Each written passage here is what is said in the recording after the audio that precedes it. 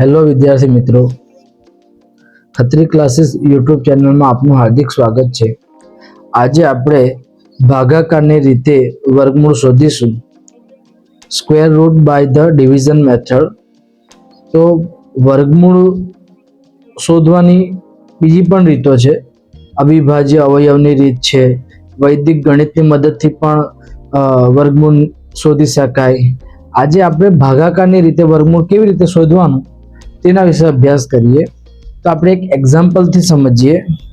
દાખલા તરીકે 529 નું આપણે ભાગાકારની રીતે વર્ગમૂળ શોધવું છે। તો સૌપ્રથમ આપણે શું કરવાનું, આપણે 529 ને ભાગાકાર તરીકે લઈ લેવાના, એટલે કે ભાજ્ય તરીકે લઈ લેવાના, અને આપણે પાછળથી 2 અંકની એક જોડ બનાવવાની, અને જે પછી 2 ની જોડ બનાવવાની, પણ આગળ એક જ સંખ્યા છે એટલે આપણે બીજી જોડ તરીકે ખાલી 5 લઈશું। જો 4 અંકની સંખ્યા હોત તો આપણે 2 ની 2 પેર બનતી, જો 6 અંકની સંખ્યા હોત તો 2 ની 3 પેર બનતી। આપણે અહીં 3 અંકની સંખ્યા છે એટલે પાછળથી 2 અંકની એક જોડ બનાવવાની, અને બીજી જોડ તરીકે શું થશે, ખાલી 5। હવે આપણે હમણાં 29 ને ધ્યાનમાં લેવાના નહીં, હમણાં આપણે માત્ર 5 ને ધ્યાનમાં લઈએ। તો આ 5 નો આપણે ભાગાકાર કયા ભાજક દ્વારા કરીશું, તો એના માટે તમને 1 થી 10 ના વર્ગ આવડવા જોઈએ। અહીં આપણે એવો ભાજક લેવાનો કે જેનો વર્ગ 5 અથવા 5 થી નાનો થતો હોય। તો જો 1 નો વર્ગ કેટલો, 1, 2 નો વર્ગ કેટલો, 4, 3 નો વર્ગ કેટલો, 9। તમને 1 થી 10 ના વર્ગ તો એટલીસ્ટ મોઢે આવડવા જ જોઈએ। તો અહીં જો આપણે ભાજ્ય તરીકે 5 છે, અને આપણે વર્ગ કરતા આપણને સંખ્યાઓ મળે છે 1, 4, 9। હવે અહીં કાં તો 5 કાં તો 5 થી નાની સંખ્યા લખવી પડે, કારણ આપણે અહીં બાદબાકી કરવાની હોય છે। તો તમને ખબર છે કે 9 તો 5 થી વધી જશે, એટલે આપણે 9 ને લખી શકીએ નહીં। તો આપણે અહીં કઈ સંખ્યા લખીશું, 5 થી નાની 4। તો આપણે 2 નો વર્ગ લેવાનો, તો અહીં આપણે ભાજક તરીકે 2 લેવાના, અને અહીં ભાગફળમાં 2 મૂકવાના, એટલે 2 નો વર્ગ કેટલો થાય, 4। હવે એની આપણે 5 માંથી 4 બાદબાકી કરવાની, એટલે આપણને કેટલા મળશે, 1। હવે ભાગાકારને આગળ ચલાવીએ। હવે જે આખી આ પેર જે છે ને 29 ની, તે નીચે લઈ લેવાની, એટલે હવે આપણો ભાજ્ય કેટલો થઈ ગયો, 129। અને અહીં આપણે શું કરવાનું, અહીં ખાસ ધ્યાન રાખજો, આપણે અહીં જે ભાજક છે ને એના ડબલ કરી દેવાના, ગુણ્યા 2 કરી દેવાના, એટલે 2 ના ડબલ કેટલા થાય, 4। તો અહીં આપણે શું કર્યું, 2 ના ડબલ કર્યા, અને એની બાજુમાં આપણે એક ખાલી જગ્યા મૂકી દેવાની। હવે આપણું ભાજ્ય થઈ ગયું 129, અને હવે આપણો ભાજક થશે દશકના સ્થાન પર 4 છે એવી કોઈ બી સંખ્યા। હવે આપણે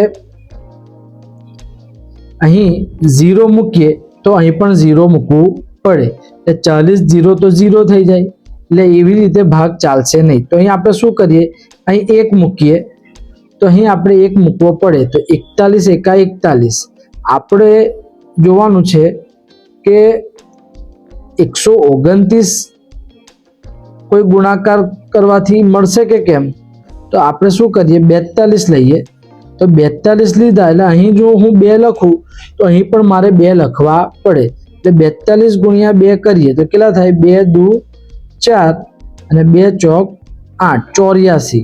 આપણે તો 129 લાવવાના છે, એટલે આપણે અહીંયા શું કરીએ, અહીં 3 લઈએ, તો અહીં બી આપણે 3 મૂકવા પડે, તો આપણે 43 ગુણ્યા 3 કરી જોઈએ, તો 3 તરી 9, અને 3 ચોક 12।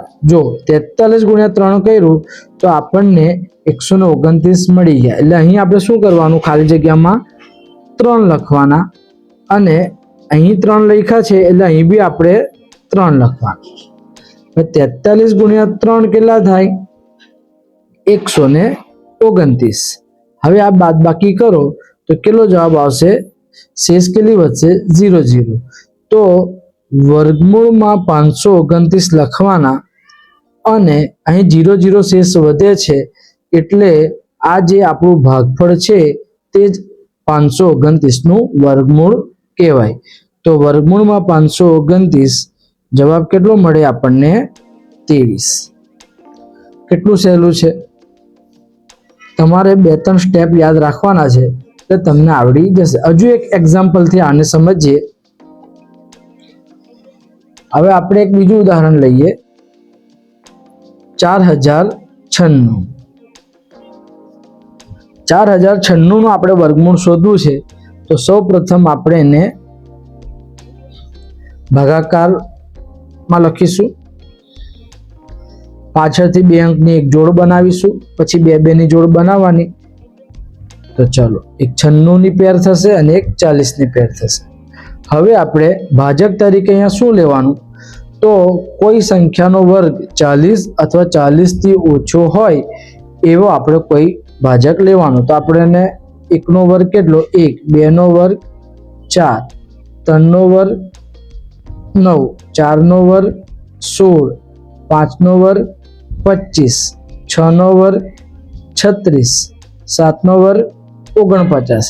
જો 49 40 થી વધી ગયા એટલે આ લેવાશે નહીં. તો આપણે શું લેવાનું? 36.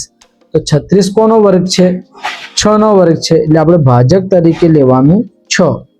હવે અહીં 6 લખાય એટલે અહીં બી 6 જ લખવા પડે. તો 6 6 કેટલા થાય? 36. તો 40 માંથી 36 જાય તો કેટલા રહે? 4. હવે આ જે 96 ની આખી પેર નીચે લઈ લેવાની. તો હવે આપણું ભાજ્ય કેટલું થઈ ગયું? 496. હવે આપણે શું કરતા હતા? સ્ટેપ, આ જે આપણો ભાજક છે તેના ડબલ કરી દેવાના, એટલે કે ગુણ્યા 2 કરી દેવાના. તો 6 ના ડબલ કેટલા થાય? 12. અહીં 12 લખવાના અને એક ખાલી જગ્યા અહીંયા મૂકી દેવાની. હવે આપણે અહીં જે અંક લખીએ તે જ સંખ્યા વડે આપણે ગુણાકાર કરવાનો અને જવાબ કેટલો લાવવાનો? 496. જો અહીં 1 લખું તો અહીં પણ 1 લખવો પડે. એનો અર્થ શું થાય? 121 ગુણ્યા 1 કરીએ તો 121. આપણે તો લાવવાનો છે જવાબ 496. 122 ગુણ્યા 2 કરીએ, નહીં 2 મૂકીએ, નહીં 2 મૂકી જોઈએ તો જવાબ કેટલો આવે? આપણે 496 આવે છે. 2 દુ 4, 2 દુ 4, 2 એકા 2. આ તો થયા 244. તો 122 ગુણ્યા 2 ભાગ ચાલશે નહીં. આપણે તો કેટલા લાવવાના છે? 496.